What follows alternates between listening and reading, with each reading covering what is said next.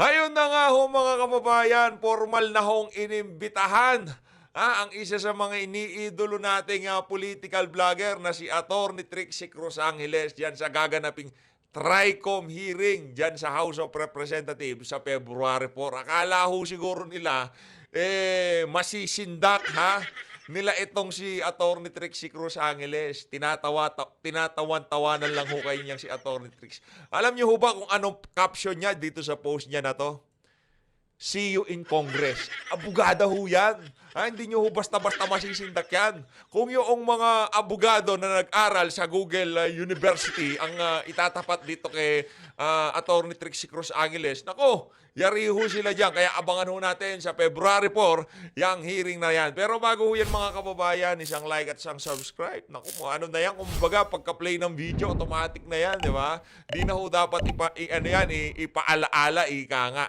Ano ho muna tayo, rektang mega love shoutout kasi ayaw ho nating matambakan, no? Mahirap na kasi baka wala na naman ho tayo mapag-usapan, puro mega love shoutout na naman ho tayo. Mega love shoutout ho muna tayo dito kay Raspberry. Maraming salamat, madam, diyan sa diyan sa 20 Australian dollars. Maraming salamat ho. Mega love shoutout.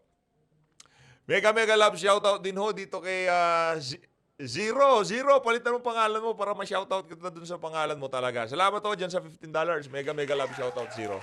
Maraming salamat. Mega love shoutout dito kay Sir Jordan Cabico. Maraming salamat ho dyan sa 200 yen. Ingat ho kayo dyan sa Japan. At siyempre, alangan naman, di ba? Nakaano ho yan, kada video, nandyan ho itong si Sir Jordan Cabico. Maraming salamat, Sir Jordan. Sa pagsuporta sa mga ginagawa natin reaction video. Mega love shoutout. Ingat ho kayo dyan sa Japan. Ayun na nga, rekta na ho tayo dito mga kababayan. Konektado pa rin ho dito sa ating tatalakayin. Diyan sa pinaplano nitong si Ace Barbers at nitong si Dan Fernandez na maghatid ng takot sa mga vlogger. Yun naman ho talaga yung tipong, pagka hindi kayo tumigil, papatawag namin kayo dito sa TRICOM. Ipapahiya namin kayo, worst case scenario, kukontempt namin kayo.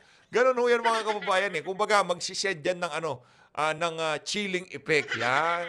Chilling effect doon sa mga vlogger na nagsasalita sa mga congressman na to. Bottom line, hindi ho kayo mag-iimbestiga ng mga ganyang klaseng kabalbalan kung hindi ho kayo binabanatan ng mga vlogger. Kung ang mga vlogger na bumabanat sa inyo, hindi kayo binabanatan at talagang itinutulak yung inyong mga naratibo dyan sa House of Representatives, sa tingin ho natin, hindi ho tayo magkakaproblema dito. Pero ang nangyayari ho, talagang bugbog sarado itong mga congressman na kagaya nitong si Ace Barbers sa social media. Kaya ngayon, nag-iiyak na lang ho siya. Mamaya ho mga kababayan, actually, napanood ko nga itong si Sir Banat, nagawa niya na ng reaction video. Dapat kahapon pa ho natin titirahin ito, itong kina Ma'am Alice Soto, no? Nakaligtaan ho natin, meron pa pala tayong binabanatan. Ito, ano ho muna tayo, puntahan mo muna natin itong, dito ho muna tayo mga kababayan. Teka muna. Ito, dito ho tayo sa UNTV. Konektado pa rin ho ito doon sa pinaplano ni Dan Fernandez at nitong si Robert Ace Barbers na mag-send ng takot sa mga vlogger para siguro iniisip nila para kumbaga wag na silang pag-usapan, wag na silang banatan dahil pagka nagkataon, ipapatawag sila dyan sa House of Representatives at ipapahiya sila dyan sa hearing na yan. Panoorin ho natin ito mga kababayan. Komite sa Kamara ang magsasanib puwersa upang ilunsad ang investigasyon laban sa mga nagpakalat ng fake news at disinformation sa social media. Naku po. Pangungunahan ito ni House Committee on Public Order and Safety Chairperson ito na si Santa Rosa. Nakita ko na naman ang pagmumukha mo, Brad. Nakita ko na naman ang pagmumukha nitong si Dan. Si T. Representative Dan Fernandez kasama ang House Committees on Public Information at Information and Communications Technology. Nakapagsagawa na ng closed-door meeting ang TRICOM Committee para sa briefing ng mga kinatawan ng social media platforms gaya ng TikTok. Araw ng Lunes, January 27. Sa susunod na linggo, nakatakdang magsimula ang unang public hearing ng TRICOM. Kasi ano yan eh, kumbaga, yung mga binabayarang troll farm ni Tamba, yung mga binabayaran niyang vlogger, hindi ho makapalag sa mga DDS vlogger. So, ano naman eh, in fairness naman sa kanila ha, bago ho sila nagpatawag ng Tricom, sandamukal ho munang mga vlogger ang hinarera nila at yun, nagtumbahan isa-isa. Wala ho kasing ano eh, wala ho kasing makasabay kahit sa views. Wala hong makakasabay. Pagka ikaw DDS vlogger, taga-suporta ka ni Tatay Digong, parang pagka ikaw pinapaliwanag mo yung side na kung saan doon nakaayon ang prinsipyo ni dating Pangulong Rodrigo Duterte, ang mga manonood, ang dali ho nilang intindihin. Yang mga ensaymada talyanista vlogger, naku, napakarami ho nilang unlimited resources ho sila, pero wala naman hong nanonood sa kanila. Kaya ngayon, hindi ho nila nadaan sa santong dasalan, idadahan ho nila tayo sa santong paspasan. Kumbaga, magtutuos-tuos tayo dyan sa hearing, dyan sa House of Representatives. At ang pinakaunang nakatanggap ng imbitasyon dyan sa Tricom na yan, walang iba kung hindi itong si Atty. Trixie Cruz Angeles. Ang dami yung iimbitahan. Abogado pa. Anak ng toko Ang dami yung, hindi, I mean, yung si Atty. Google, ano kayang maipoporma niya dito kay Atty. Trix? Anong tatanong mo niya? Abogado yan. O, kalibel niyan, itong si Atty. Perdi Topacio, baka abutin mo dyan, Brad. Tuloy. Ay, hindi yan. O, game. Kasi itong investigasyon na to kasi merong final sa akin ng mga 60 mga mga House bills. And meron din privilege speech si Congressman Ace Barbers. At merong resolution na ipinail din. So kung titingnan mo, sama-sama siya. Hindi lang siya yung mga creation of mga content na talagang nagkakaroon ng false information na nadi-disseminate nila. But of course, yung digital literacy as well. Gusto natin Pag ba tinawag nating bold star yang si Dan Fernandez, ano ba yon? False information ba yon? Pagka tinawag ka ba namin Atty. Google, false information ba yon? Kasi nag-aabogado ka, binabasa mo naman puro Google, di ba? O, kaya ka nabasagang Atty. Google. O, pagka tinawag ka naman bold star, false information ho ba yun? Di ba nag-bold naman dati kayo, nagtanggal kayo ng damit? Di ba? Nung gumagawa kayo ng pinikula. Yun lang naman ho ang pangbira sa inyo eh. O, yung mga kabululan nyo. O, di ba yun lang naman ang tinitira sa inyo. Ang problema kasi, kumbaga hindi nyo na masikmura yung ibinabatong katotohanan ng mga DDS vlogger. At ngayon, para mapatahimik, siguro yung mga iilan tatahimik dyan, pero tayo ho dito, dire-diretso lang ho tayo, ika nga, no? Dire-diretso lang ho tayo. Papasadahan ho natin yung gaganapin na hearing na yan, ihahatid ho natin sa ating mga kasama dito sa PH Update. At panigurado, kung doon sa Tuadcom, pinutakti kayo, dito, sigurado, kayo ang, kumbaga, kayo ang star sa February 4. Kayo ang bida dito sa PH Update. Yan si Dan Fernandez at itong si Robert H. Barber. Sila ho ang bida sa February 4. magkaroon ng code of conduct ang ating mga social media platform users, no? Second, magkaroon ng disiplina, yung responsible use of these platforms, no? Just like the other tri-media, yung ating traditional media, kayo ay covered by the rules and regulations of the KBP. So dapat KBP. Loko-loko ka ba, ha? Binibida mo yung KBP. Majority sa mga ngayon, sa mga stasyon, di naman kasapi dyan sa KBP na yan. Ginawa hong gold standard yung KBP, pero karamihan ng mga malalaking stasyon, hindi naman ho kasapi dyan. Internal Ombudsman, meron daw ho silang nagpupulis sa mga writer nila, sa mga gumagawa ng balita. Pero pagka nakapagpakalat sila ng fake news, bukas makalawa o kailan yan, wala ho silang paumanhin, wala ho silang pasintabi. Kakalimutan na lang ho, kumbaga palipad hangin na lang yung pinakalat nilang fake news. Pero pagka ang vlogger, isang beses lang nagsalita ng mali, naku, yari ho kayo. Sigurado, papatawag ho kayo dyan sa House of Representatives nitong mga walang yang congressman. magkaroon din tayo ng parang ganun dito sa social media. Wala namang problema yan. Kung yan talaga gusto nyo mangyari, ano bang magagawa namin? Kayo yung mga Diyos-Diyosan ngayon sa ano eh. Di ba? Lahat ng gusto nyo mangyari, nasusunod. Blanco, maraming blanco sa bycam, pero rinatipikahan, permado, nangyari. Bawal. Ha? Anong tawag dito, mga resource person, dapat hindi kinakausap bago sumalang sa mga pagdinig. Binibetting process ng mga congressman. 'Di ba? Yung pagko-contempt na dahil sinabi lang nila ang katotohanan, dapat sana hindi kinontempt, pero still contempt pa rin sila para sa kanila maturuan na leksyon, mapahirapan o kung sa ano pa mang kadahilanan, mali ang ginawa nila yan kay Colonel Grijaldo. Ano pa?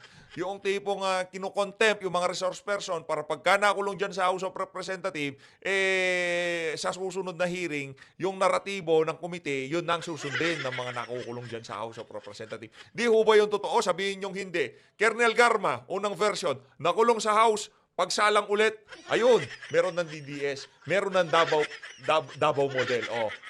Fake news ho ba yun? Disinformation ho ba yun? Sinasabi lang, linalatag lang ho natin dito yung facts. Unang inimbitahan itong si Colonel Garma, nag-testify. Wala hong ganyan, walang video, walang reward system, walang ganyan. Contempt ka, sabi ni Paduano. Contempt. Ilang linggo. Nung hinog na yang si Garma, siya lang. Yun. Meron na ho tayong Davao model. Nasa si Garma, nasa Jamaica. Nandun ho siya kasi di ho siya pwedeng umuwi dahil pagka pinatawag siya sa Senado, lahat ng naratibo nila sa House of Representatives, guguho. Mawawasak ho lahat. Yun, disinformation ba yun? Obserbasyon yun. Kumbaga, isang ordinaryong Pilipino na nagpapahayag ng pananaw niya sa mga nangyayari sa ating bansa. Yun naman ho talaga nangyayari. Bakit hindi kayo magsisigaw at guluhin ang DOJ para ma-deport yang si Colonel Garma? Ano ginagawa nyo? Nandun siya sa Los Angeles. Nasa Golden Bridge, nagpa-picture doon si Garma, nagbabakasyon. Yun hindi na totoo yun, pero kumbaga yung linalaro na lang natin yung mga salita. Yung ibig sabihin, habang ang issue na to ay napakainit pa sa Pilipinas, etong si Colonel Garma na kung saan siya ang pinaka-promotor na naglabas ng mga issue na yan dyan sa Twadcom, nandun siya sa Jamaica, di natin alam ginagawa kung nagpipicture siya sa Golden Gate Bridge, di ba? Ngayon, kukwestiyonin nyo yung mga vlogger na nagsasalita kagaya ng pagpapahayag natin ngayon. Mga julol ba kayo? Ito, kaya na ho tayo, kaya barbers na ho tayo. Nagawan na ho ng reaction video to ng halos mga kasama natin gumagawa ng reaction video. Tayo na lang ho at pasensya na ho medyo mabagal ngayon si PH Update kasi medyo nabisi ho tayo kaninang umaga eh.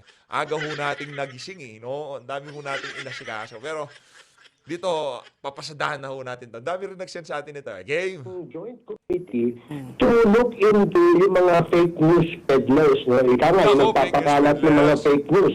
Alam nyo kasi, simula po nung naging uso itong social media, dumami na ang mga vloggers. No? At itong mga vloggers na to, minsan ay nagiging political analyst, nagiging journalist. No? Dahil ganun yung kanilang sistema, wala pong walang nagko-control sa kanila. No? Ito pong panukalang ito ay gusto nyo ho ba kaming kontrolin? Doon pa lang sa pambungad na salbo nyo, walang nagko-control sa kanila. Huwag naman hong ganon. Congressman Ace, huwag naman hong ganon.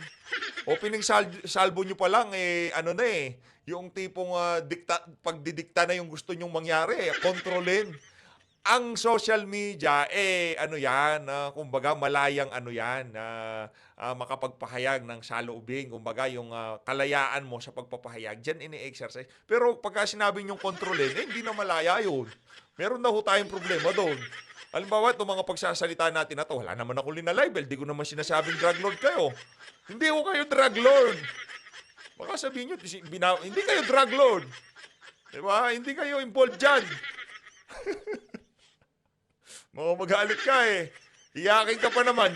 hindi po para i-curtail yung kanilang freedom of speech o yung kanilang freedom of expression. In fact, gaya rin po sa ating mga kawani ng media, no, yung tri-media, yung radio, TV, and print, no? Kapag bago po sumulat o magpahayag ng isang news yan, ay binabalidate po yung mga, yung mga artikulo.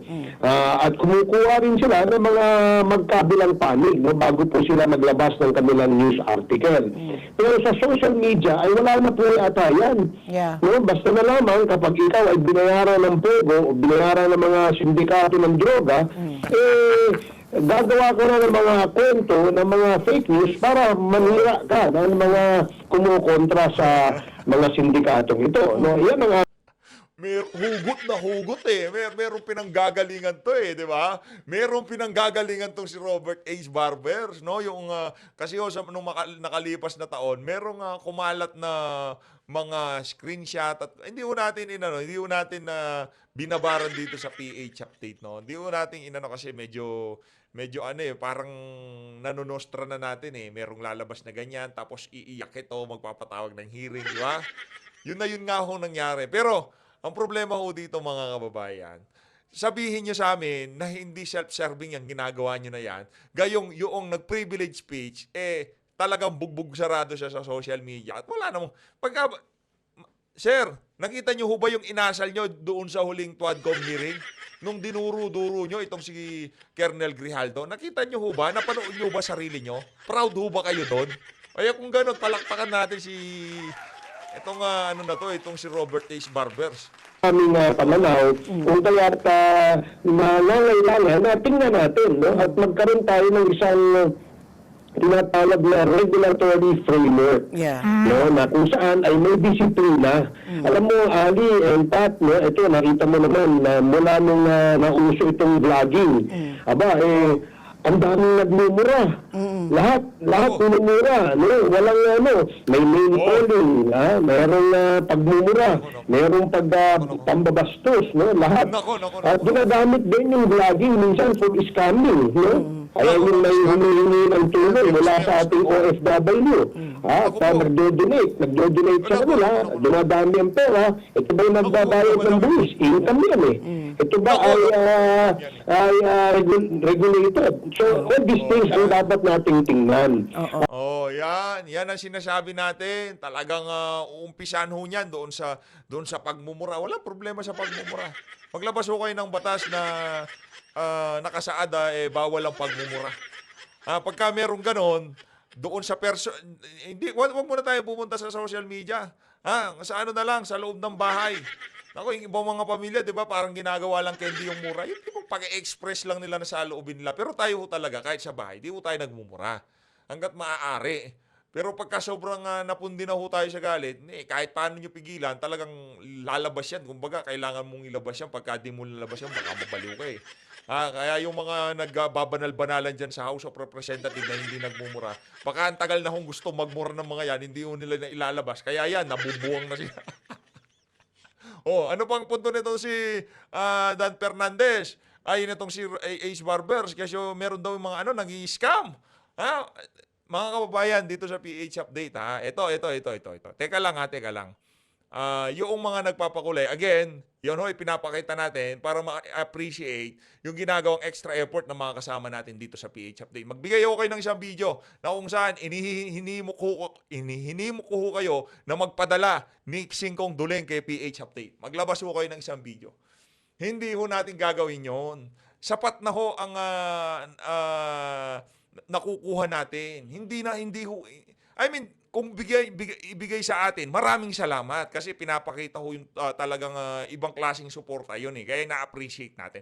Kailangan ba? Hindi na ho. Okay lang naman kahit wala. Pero kung gusto nyo talaga para mapakita nyo yung suporta nyo sa mga ginagawa natin, okay lang. Pero minsan, dito sa PH Update, di naman sa tinataas natin yung bangkito natin, hika nga. No?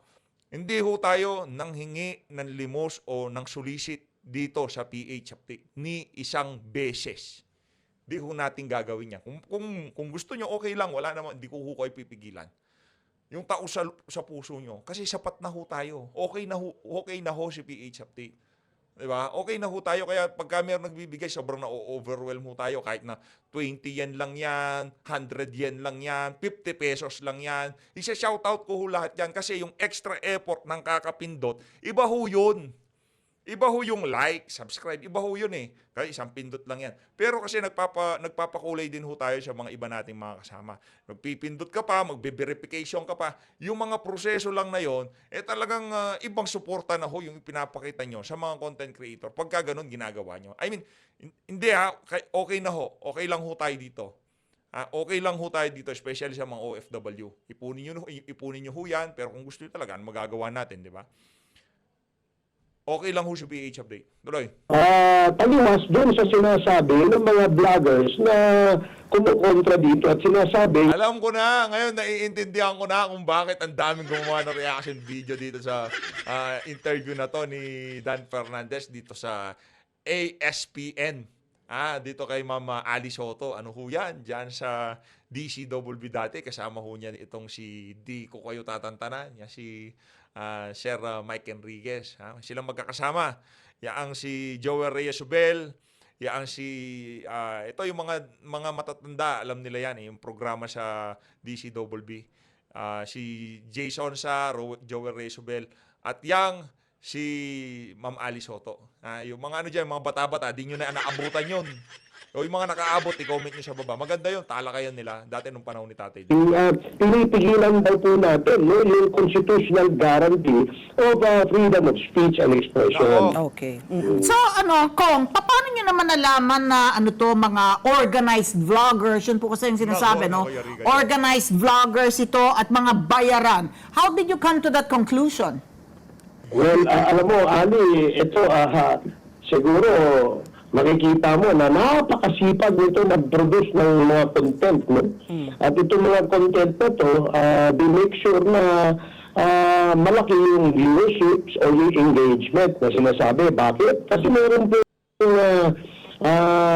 bayad ito, no? Nanomonetize po nila ito na itong mga views nito, itong mga shares and likes na ito. But more than that, no?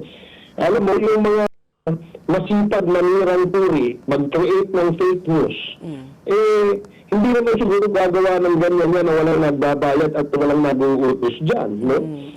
As simple as that, no? We can determine and find out ano ba yan, no? Sa amin kasi paniwala, simula nung example lamang ito, no? Sa Quadcom, no? Ayun, umamin ka din. Yun naman talaga ang yan naman talaga ang pakay. Dahil yung kredibilidad ng pinakaiingat-ingatan mong Tuadcom, nawasak ko eh. Kasi in-expose ng mga vlogger yung mga kabalbalan na mga pinagagawa nyo. Pinapahiya nyo yung mga resource person. Kasi nungalingan ba yon?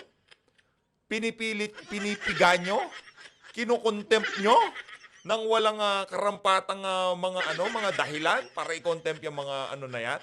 Hindi lamang masatisfy yung mga tanong nyo na gusto nyong marinig na sagot dito sa mga resource person, auto-contempt sila kay Paduano.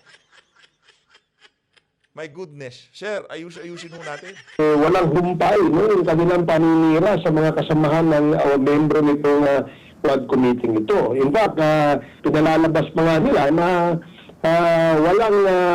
walang credibilidad itong ating Ang tanong, meron ba? Meron bang kredibilidad? Ito, hindi na ako sasagot dito. Mga kababayan na ho natin dito sa PH Update. Garma, walang Davao model, walang reward system. Contempt, pagbalik sa House of Representatives, dyan sa Tuadcom, yun, meron ng Davao model, meron pang reward system. Credibility, my goodness. Huwag ganon. Lukuhan na naman yan eh. Colonel Grijaldo, bago sumalang, ibe-betting process, sino magbe-betting process? Hindi mga abogado, hindi kung sino-sino. 2 congressman na co-chair ni Robert H. Barbers dyan sa Tuadcom. Credibility, my goodness, sir. Huwag ganon. Bulahan na naman eh. Siguro yung mga kasama nyo dyan, pwede kayo magbulahan. Pero yung mga nag-i-interview sa inyo dyan, hindi nyo mabubola yung mga yan. Congressman A. ginagawang pagdinig sa ating Quad Committee. So, I think, because of that, no, nagkaroon kami ng paniwala na meron talagang nagpupondo rito at hindi kami nagdududa na ang nagpupondo rito ay mga sindikato ng droga at sindikato dyan sa loob ng Pogo. No? Kaya nga Pogo man Pogo money. Pogo money daw. Hirap no, Brad. Hirap no, hirap pag kukunik-konektahan yung mga mga tuldok, ika nga. Hirap po, no? Pogo pinag-uusapan nila, yung drug, pogo. So, itong mga vlogger para talagang mabanatan natin, i-connecta natin dito sa iniimbestigahan natin. Wag ho puro laway kasi. Labasan niyo ho kami ng listahan kung sino-sinong mga vlogger ang tumatanggap ng payola, pera diyan sa pogo na yan at diyan sa illegal na droga na yan. Wag ho puro laway. Ang problema kasi pagka sinabi nyo, gusto nyo kaagad-kaagad yun ang tatanggaping katotohanan ng ating mga kababayan. Di ho ganun gumagana ang mundo.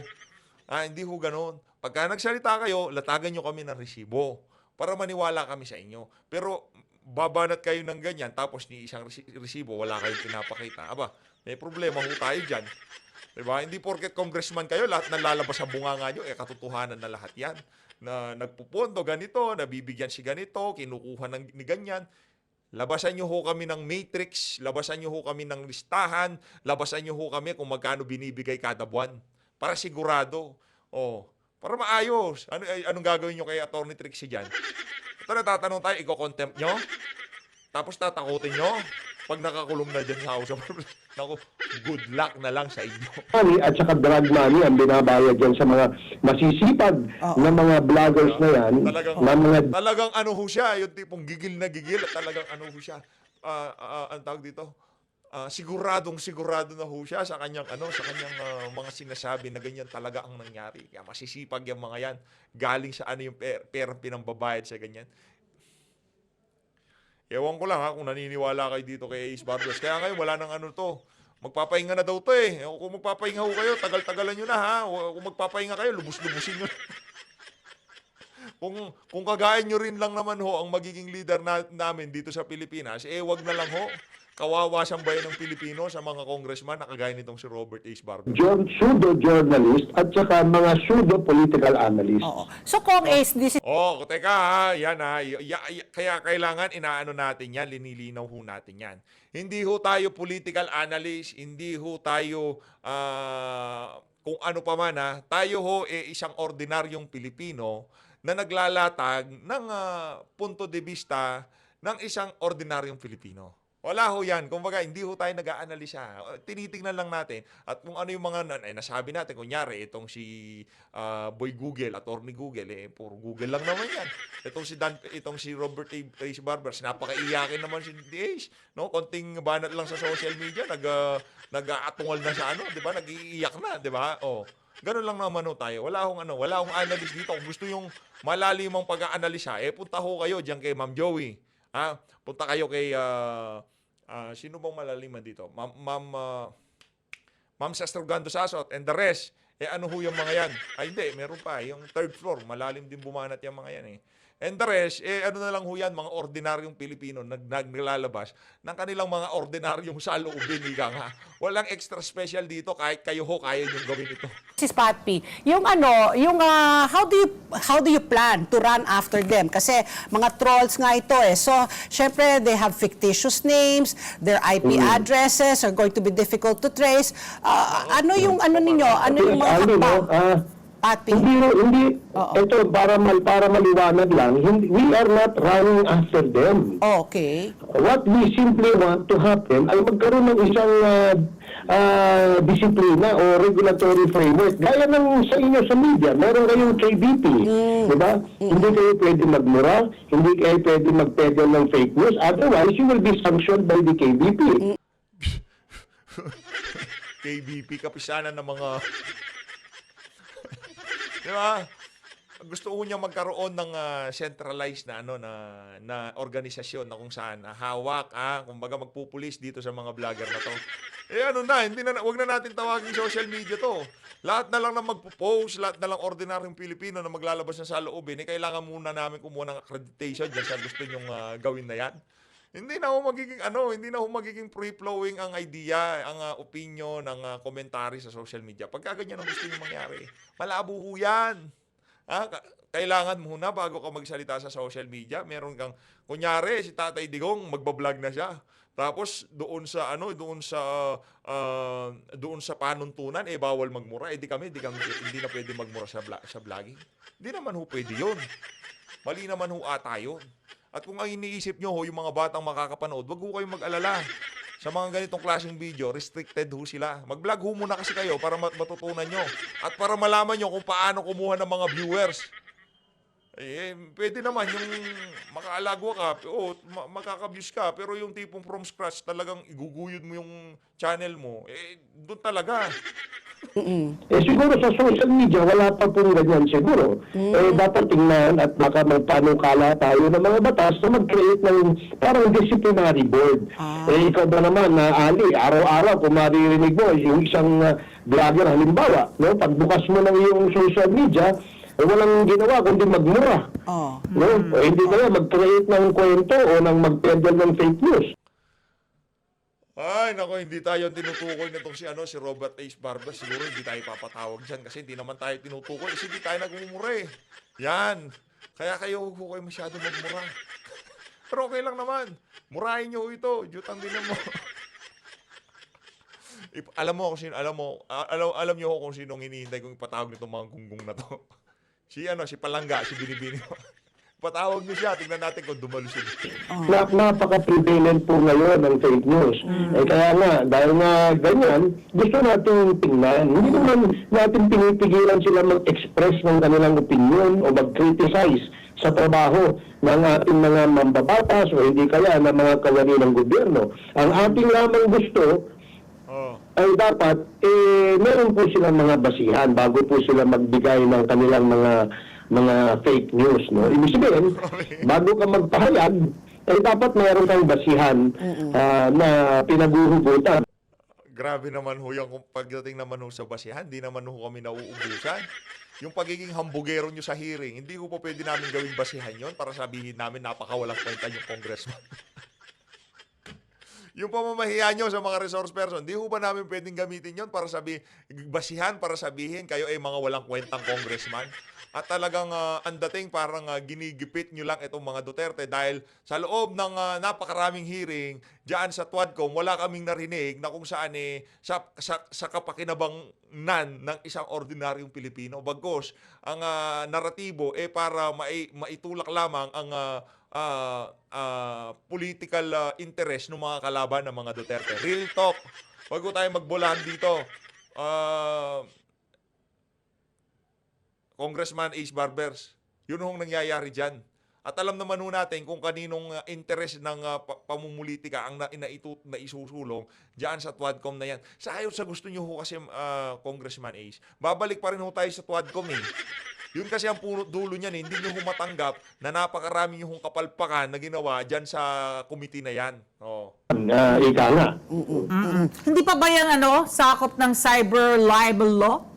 Nako. It is. No? In fact, it is. No? Merong kinreate yan. It is. Bakit ano pang gagawin nyo kung sakop na pala ng cyber libel law? Lahat ng nag-libel sa inyo sa social media, sampahan nyo lahat.